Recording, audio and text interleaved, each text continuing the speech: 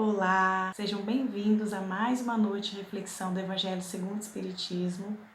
Agradeço imensamente ao convite dos meus amigos e irmãos do Centro Espírita de Regeneração Chico Xavier e também peço à espiritualidade amiga que nos intua nas orientações da mensagem que será passada essa noite.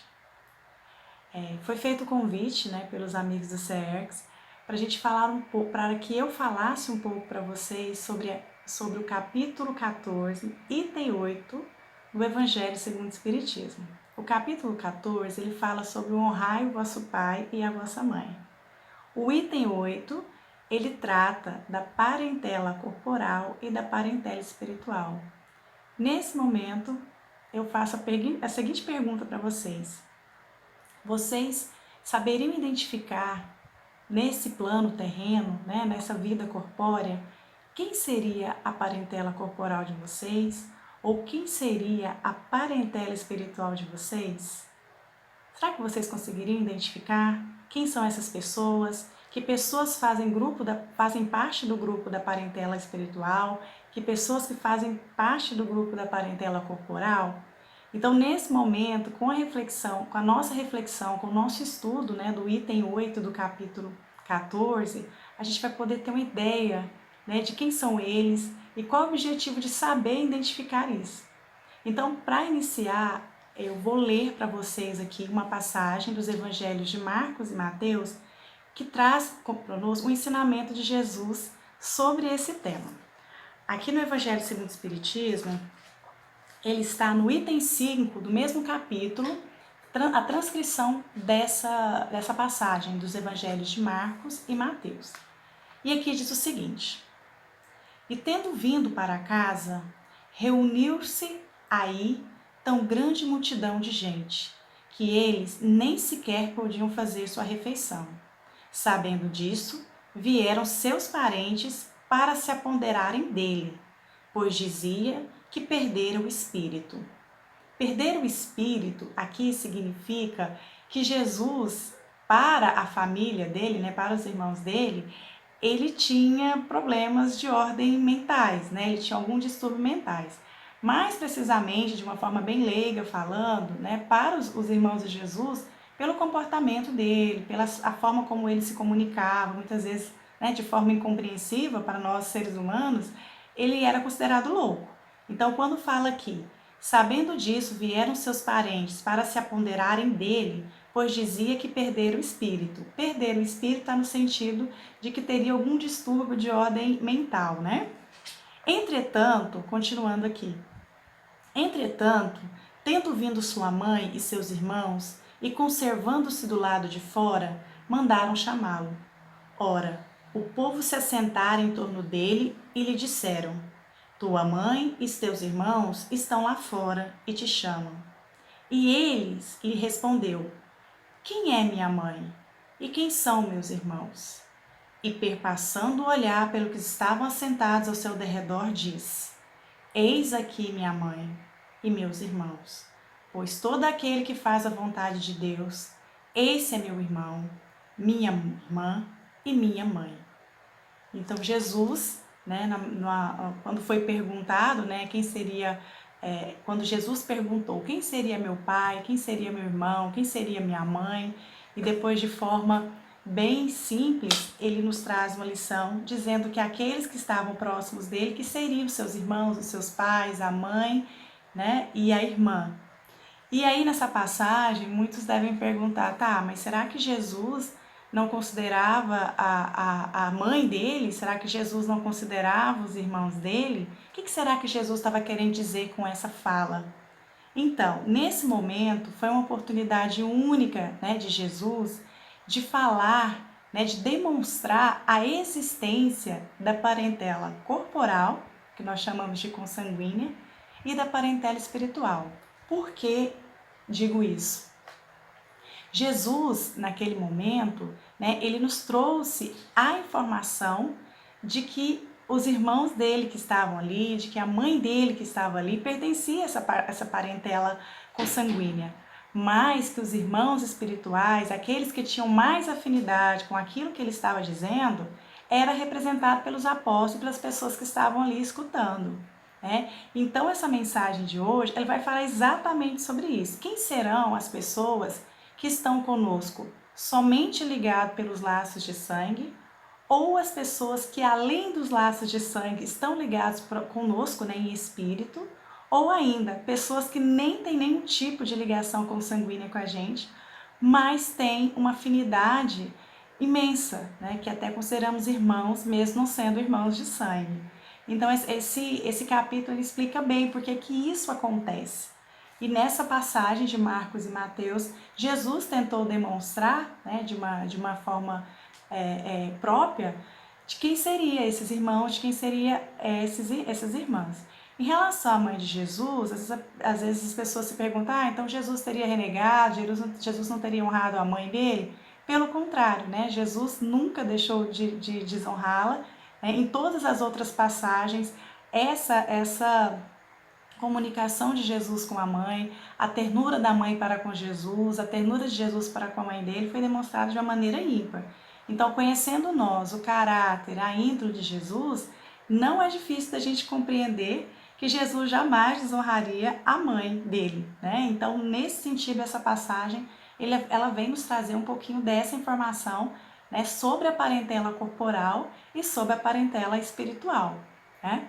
Então, aqui no Evangelho segundo o Espiritismo, no item 8, eles iniciam falando, né, aqui, o seguinte: os laços de sangue não criam forçosamente os liames entre os espíritos.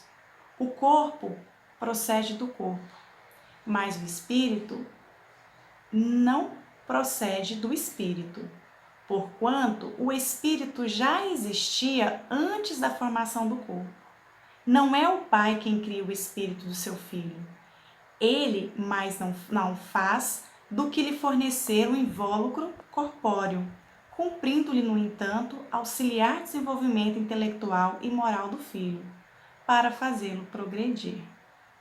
Então, aqui no início da mensagem, ele já nos diz, né, que o fato de nós reencarnarmos, né, em determinada família, isso não significa que os nossos laços espirituais estejam necessariamente com essa família. Mas mais à frente ele vem falar que geralmente nós estamos dentro de uma família, né, de uma família extensa, que geralmente pessoas que são afins, né, espíritos afins, costumam reencarnar junto. Mas nem sempre isso acontece. Às vezes, né, alguns sabores ou algumas desavenças ou alguns inimigos também vêm nesse momento conosco. Da mesma forma que os espíritos que nos afinizamos, vêm outras famílias e que nessa jornada a gente acaba encontrando, né, eles aqui conosco. E eles nos ajudam, nós os ajudamos e assim segue sucessivamente. Lá no Evangelho segundo o Espiritismo, nas questões 207 e 208, eles vêm explicar um pouquinho sobre a questão da consanguinidade. Foi quando o Espírito Verdade, o Kardec, né, pergunta ao Espírito Verdade sobre essa questão do parentesco. Então, na 207, Kardec pergunta o seguinte: frequentemente, os pais transmitem aos filhos uma semelhança física. Transmitirão também alguma semelhança moral? O Espírito Verdade responde: não, pois têm almas ou espíritos diferentes. O corpo procede do corpo, mas o espírito não procede do espírito. Entre os descendentes de raças, há apenas consanguinidade. Aí Kardec, né, sabiamente, na 208, pergunta novamente: ok, né? Os espíritos dos pais exercem alguma influência sobre os dos filhos após o nascimento destes? O Espírito Verdade responde: muito grande. Conforme já dissemos, os espíritos devem contribuir para o progresso um dos outros. Pois bem, os espíritos dos pais têm por missão desenvolver os dos filhos pela educação. Isso constitui para eles uma tarefa. Se falharem, serão responsabilizados. Então, qual seria a importância dessa parentela corporal? Aqui no Livro dos Espíritos deixa bem claro que cada um, né, que recebe um filho dentro de casa, nós, né, enquanto irmãos, enquanto pais, enquanto tios, enquanto familiares, nós temos essa missão de ajudar a desenvolver todos aqueles que estão conosco. E nesse ajudar a desenvolver, nós também nos desenvolvemos como seres humanos. Então, é uma via ali de mão dupla, onde essa parentela corporal ela é importantíssima para verificar essas questões também. E é tão interessante a gente parar um pouco para observar que nem sempre a parentela, as pessoas, né, que vêm nessa parentela corporal, elas têm gostos parecidos, às vezes são totalmente diferentes de nós, mas é justamente aí que a gente vai ter essa oportunidade de aprender algo novo, algo diferente, com pessoas que a gente não, às vezes não tem essa afinidade espiritual de anos, de décadas, né, de milênios talvez, mas a gente tem essa oportunidade de estar junto com eles para poder aprender cada dia mais. E aí, aqui na Revista Espírita, no ano 5 de julho de 1862, vem esclarecer um pouquinho sobre essa questão também das afinidades. E como muitas das informações que estão aqui, tanto no Evangelho segundo o Espiritismo, como no Livro dos Espíritos, de que alcançando, né, essa perfeição, ou tendo a oportunidade de aprender junto, com as pessoas que a gente se afiniza, a gente vai estar com essa união sempre, né? A gente vai estar sempre próximo, vai ter a oportunidade de viver com essas pessoas em diferentes momentos. E aí foi perguntado aqui sabiamente, ok, mas a gente vai ter a oportunidade de viver para sempre? Como é? Será que essas sucessivas reencarnações não nos separariam, né? Nos deixariam um pouco distante daquilo que a gente, das pessoas que a gente gosta, já que tem essa oportunidade de vivermos juntos? E aí foi respondido nessa revista de uma forma assim bem categórica, que eu achei interessante repassar para vocês. Aí o espírito que respondeu afirmou o seguinte, que chegará um tempo que reuniremos com quem amamos, para não mais separar. Mas a reencarnação, né, Deus permite aos que amam sinceramente e se souberem sofrer com resignação para expiar suas faltas, reunir-se e progredir junto, reunindo-se pelos laços que mais convierem ao seu coração.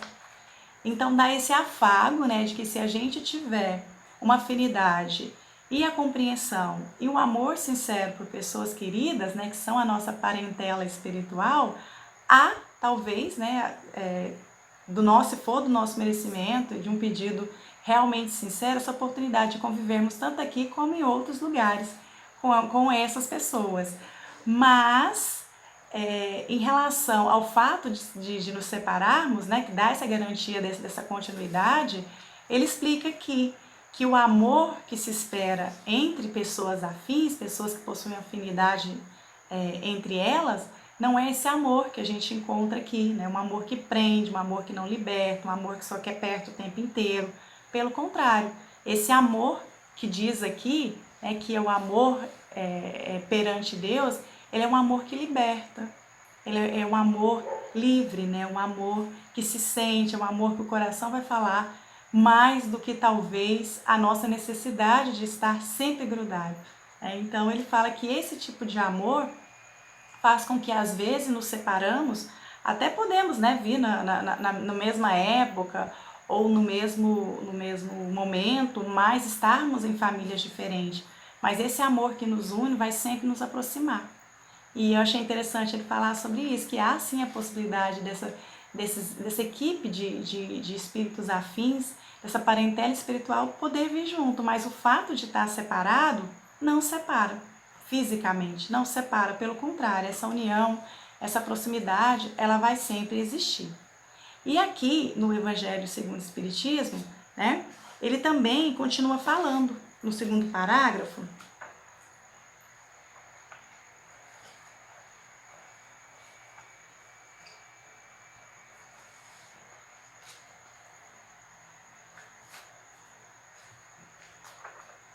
Deixa eu voltar aqui, saiu da folha.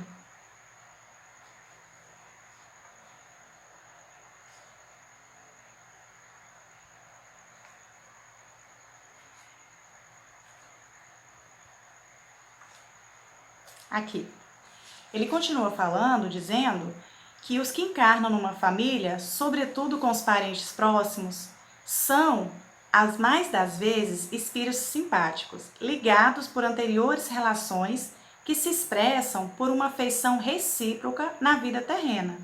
Mas também pode acontecer que sejam completamente estranhos uns aos outros, esses espíritos afastados entre si, por antipatias igualmente anteriores que se traduzem na Terra, por mútuo antagonismo que aí lhe serve de provação. Então, como eu já havia falado, muitas vezes aqueles que vêm conosco, né, nem sempre comungam da mesma afinidade, dos mesmos pensamentos, mas eles são sim importantes no aprendizado que é o diferente, do que a gente poderia fazer de maneira diferente. Em uma palestra do Raul Teixeira, que ele fala sobre criação de filhos, ele deixa, além de tantos outros ensinamentos que ele passa lá, ele fala sobre essa necessidade, da afinidade. Lembrando, gente, que a afinidade, ela não vai só pela afinidade por coisas boas. Às vezes a gente se afiniza por ter os mesmos gostos, ou às vezes por participar de uma mesma religião, mas a gente também se afiniza por outras coisas que são considerados vícios, né? Seja porque a gente tem algum tipo de vício, né, moral, até vício mesmo, em relação a bebidas, em relação a grupos que usam drogas, então a gente se afiniza com aquele grupo e se identifica com aquele grupo. Então são várias identificações aqui, que são o quê? Amigos nossos, são pessoas que conviveram conosco em diferentes épocas, né? E que quando a gente está aqui, a gente se reconhece. E aí eu volto, né, lá naquela pergunta lá atrás. E aí, será que vocês sabem quem são esses que são ligados por vocês afetivamente? Será que essas pessoas estão dentro do seu lar? Será que essas pessoas estão fora? Será que estão nos dois lugares? Ou aqueles que estão só de uma forma consanguínea, junto com você?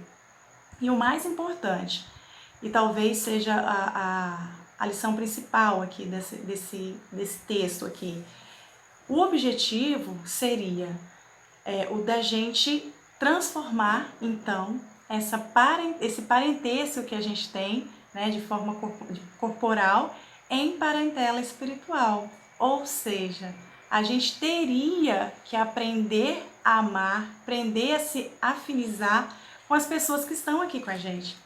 Se ele só nos representa alguém que está próximo e que a gente talvez não deva, né, respeitar, ou amar, ou estar perto, ou ajudar, ou auxiliar, ou ouvir, o fato de reconhecermos que existe a parentela espiritual e a parentela corporal faz com que a gente tente se aproximar, tente perdoar, tente pedir perdão para que essa parentela corporal se transforme em amigos espirituais.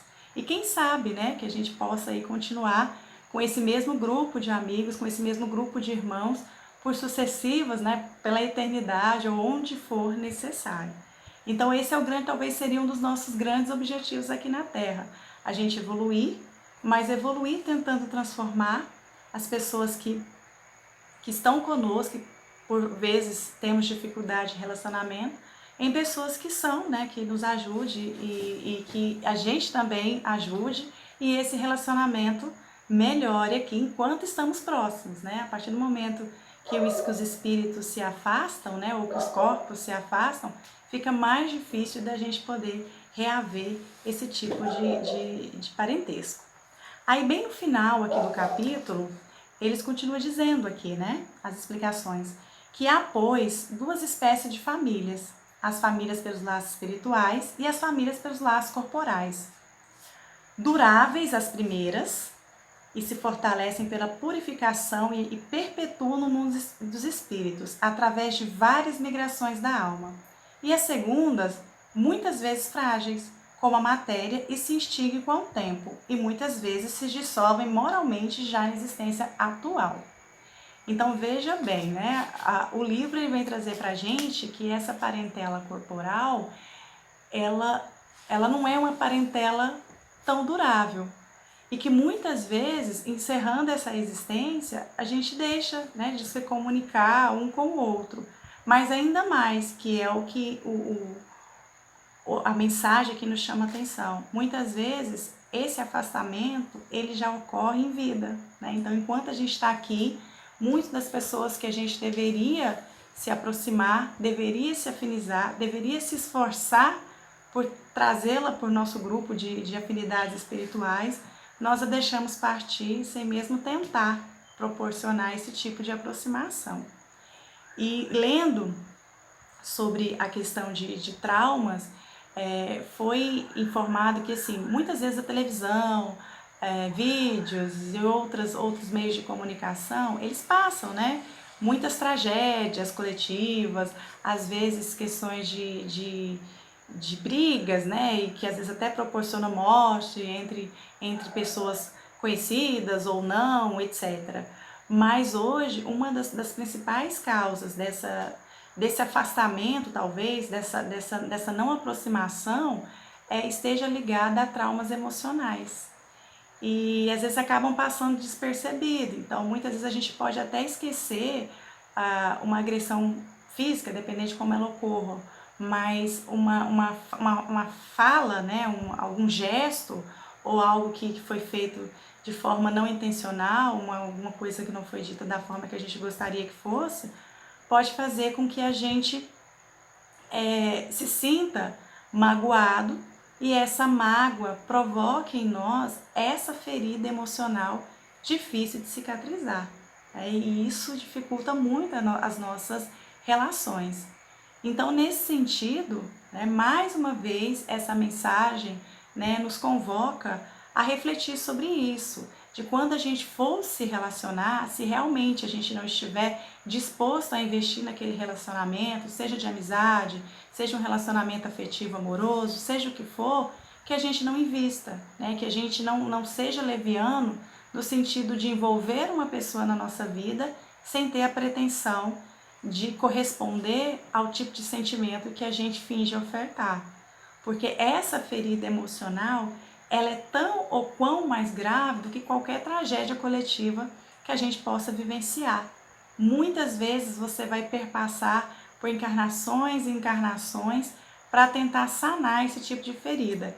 Ou até mesmo nessa, né? A gente sabe que às vezes questões que foram vivenciadas na infância nos trazem ainda prejuízos hoje, né? Na fase adulta, quando a gente não consegue esquecer ou não consegue perdoar aquilo que aconteceu. Então, mais uma vez, convocando vocês a repensarem, né, quem são os seus amigos aqui que pertencem a essa parentela espiritual, quem são os seus amigos que pertencem à parentela corporal e principalmente eu e vocês tentar, né, trazer um pouco da parentela corporal para essa afinidade tão necessária nesse momento evolutivo. Então, essa mensagem que foi deixada aqui no Evangelho segundo o Espiritismo, que eu trago hoje para vocês, é uma mensagem simples, né, que pode trazer várias interpretações. Convoco todos a tiverem oportunidade, fazer a leitura depois aqui no item 8 e tentar repensar um pouco sobre isso. Para encerrar, eu gostaria de deixar aqui uma mensagem para vocês de Emmanuel, que está no livro Caridade, foi psicografado por Chico Xavier, que vem falar exatamente sobre isso. A mensagem ela chama Cultura e Caridade. Regozijas de ti na companhia dos amigos e familiares, em cuja intimidade surpreendes o alimento espiritual que te assegura euforia e bom ânimo. Entretanto, em toda oportunidade que se descortine, cultiva o intercâmbio com quem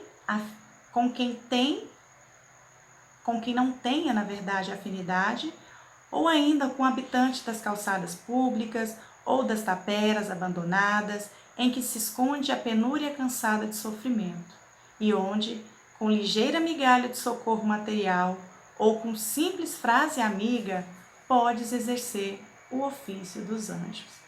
Então fica a mensagem de Emmanuel aqui nesse momento de encerramento dessa reflexão, para que nós possamos, quem sabe, né, tentar trazer para nós um pouquinho desse ensinamento de Jesus, que nos aproximemos cada vez mais das pessoas e que possamos respeitá-las, ouvi-las, auxiliá-las e principalmente, né, ser perdoada por aquilo que talvez não consigamos fazer da forma como deveria ter sido feito ou como a pessoa talvez achou que a gente tivesse fazer, ok?